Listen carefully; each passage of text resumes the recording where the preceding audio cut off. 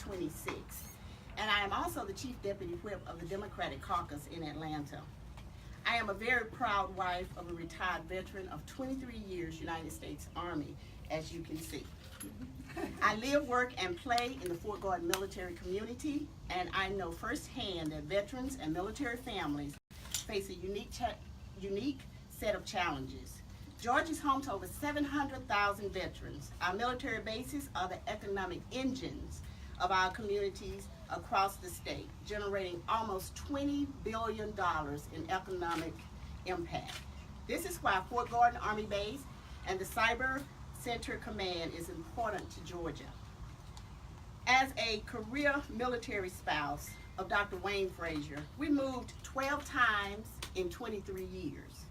So I know personally how difficult these moves are on families, and especially our children, when they are relocated. When Stacey Abrams was the House Democratic leader, our House Democratic Caucus introduced a Promise Kept, a group of initiatives that will support our military families and veterans. I am very proud to be the co-sponsor of House Bill 821, along with Representative Al Williams, and this piece of legislation passed was for military spouses, as myself, and a lot of my military supporters, and it's called the Veterans Licensure Act, which allows military spouses to keep their professional licenses when they're moving from duty station to duty station or from different states.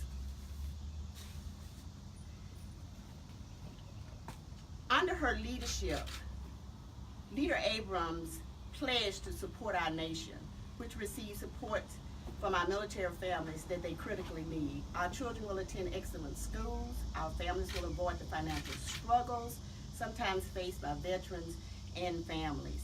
She has several top lines that she would like to share with all of us. And these are: establish protections for our Georgia veterans and military families. Across the state, we have military families and veterans that need protection from predatory lending.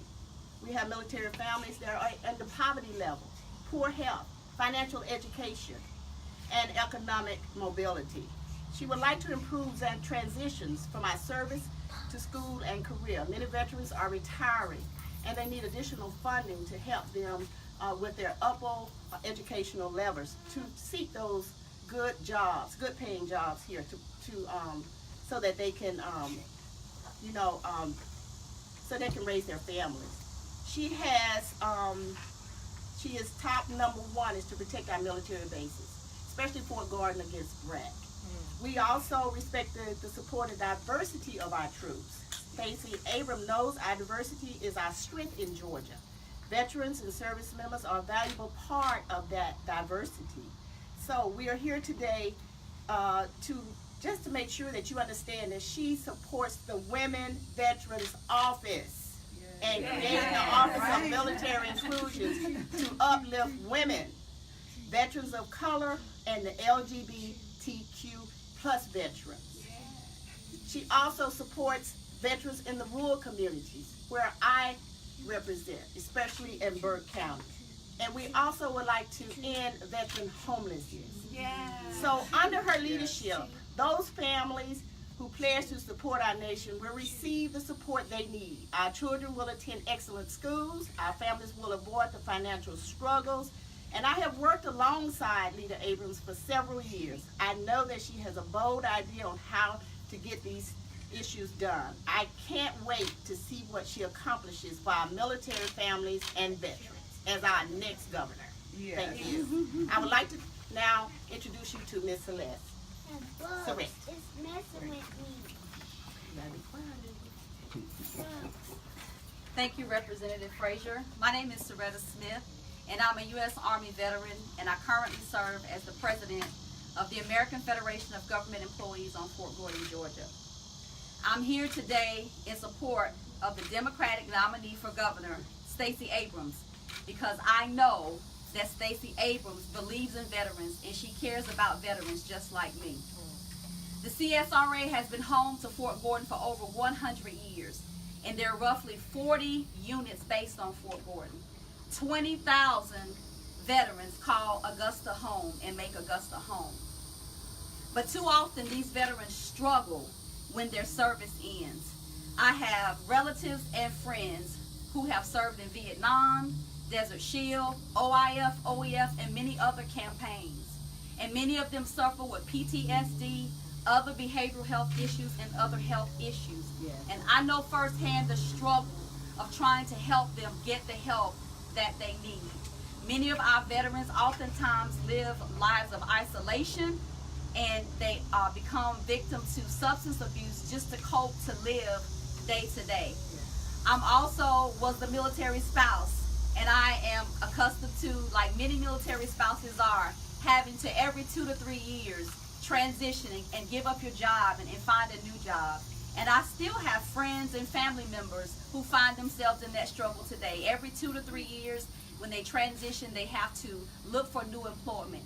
Many of them have licensures, and so the policies that Stacey Abrams has that would assist them in being able to get temporary licensure would be a great benefit. That's why we need Stacey Abrams. Yeah, that's why we need her. She already has a strong record in this area. Under her leadership, several bipartisan measures were enacted into law aimed at removing barriers that were identified by the U.S. Department of Defense. Expand access to Medicaid for military families. Allow veterans and military spouses to be able to receive temporary occupational licenses. Protect the employment of our National Guardsmen. My son's in the National Guard. Permit military spouses who are teachers to apply for temporary occupational license. Now she has a plan to build upon this progress. For example, she has a strong commitment to veterans' economic mobility. She supports tax credits for those who will hire veterans and will ensure we can access and thrive in Georgia's universities and technical colleges.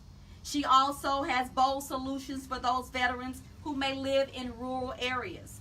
Her advanced energy job plan will create jobs in every region and in a variety of trades. Trades like construction, coding, trucking, and installation. And she will make Medicaid expansion a top priority, which will keep rural hospitals open. Medicaid expansion will make also mental health services and substance abuse treatment more available. And her administration is going to reach out to veterans that may not be using existing veteran affairs programs to add the support that our veterans so desperately need.